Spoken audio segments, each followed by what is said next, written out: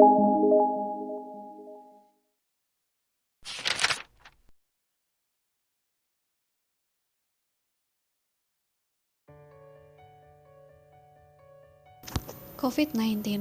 COVID-19 adalah penyakit virus yang ditemukan pada tahun 2019. COVID-19 telah menyebar ke berbagai negara di dunia termasuk Indonesia. Merebaknya wabah ini pun meningkatkan jumlah kasus positif terjangkitnya COVID-19. Akibatnya, seluruh dunia termasuk Indonesia mengalami dampak krisis kesehatan dan ekonomi.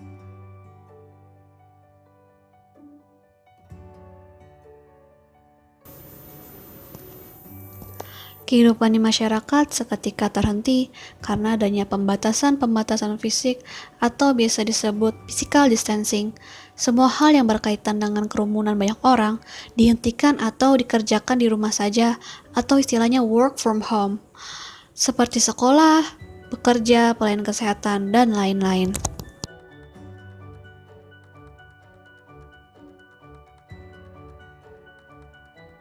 Hal tersebut tak bisa kita pungkiri dapat menyebabkan kepanikan, ketakutan, dan kecemasan pada masyarakat.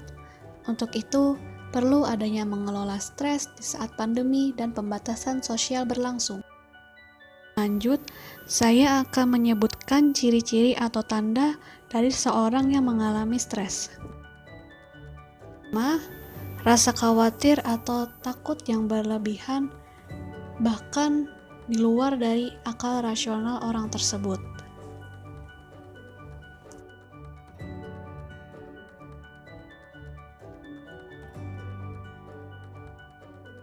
Yang kedua, pikiran negatif terhadap orang yang memiliki tanda-tanda penderita ciri-ciri COVID-19.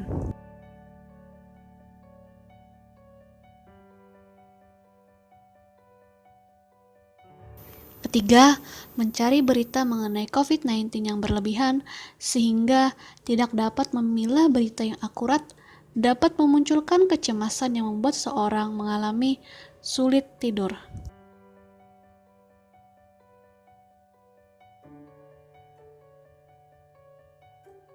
Keempat, sakit kepala serta sakit pada fisik seseorang, baik berupa kelelahan, lemah, tidak berdaya, dan lain-lainnya.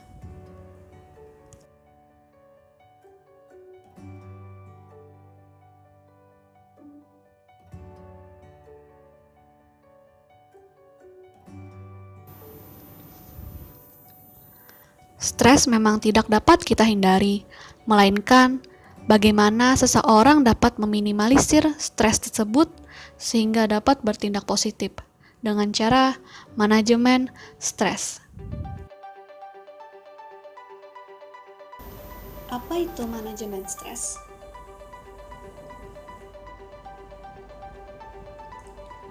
Manajemen stres dapat diartikan sebagai tindakan untuk mengendalikan, mengelola, dan mengatur stres.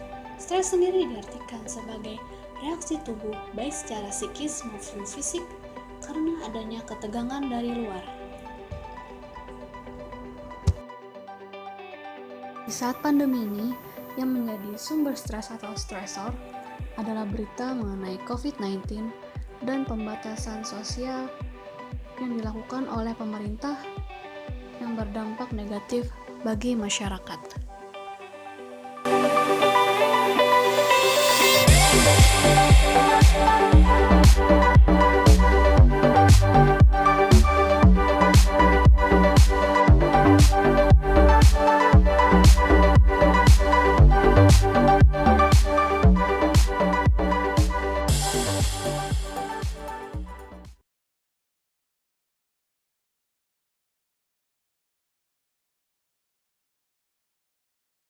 Membaca buku.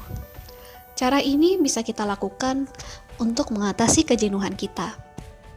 Buku yang dibaca sesuai dengan yang kita inginkan. Membacanya bisa kita jadwalkan dengan 1 hari 1 halaman minimal atau bisa juga lebih.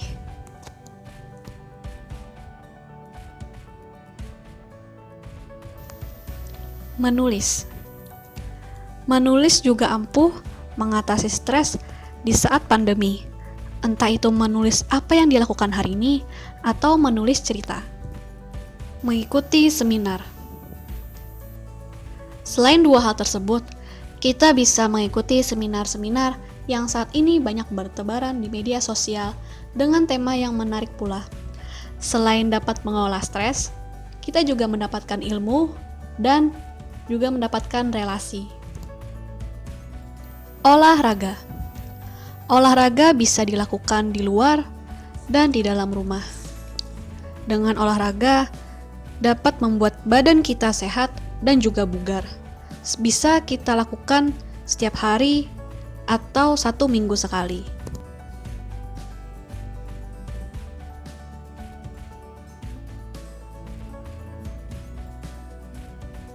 Video call teman.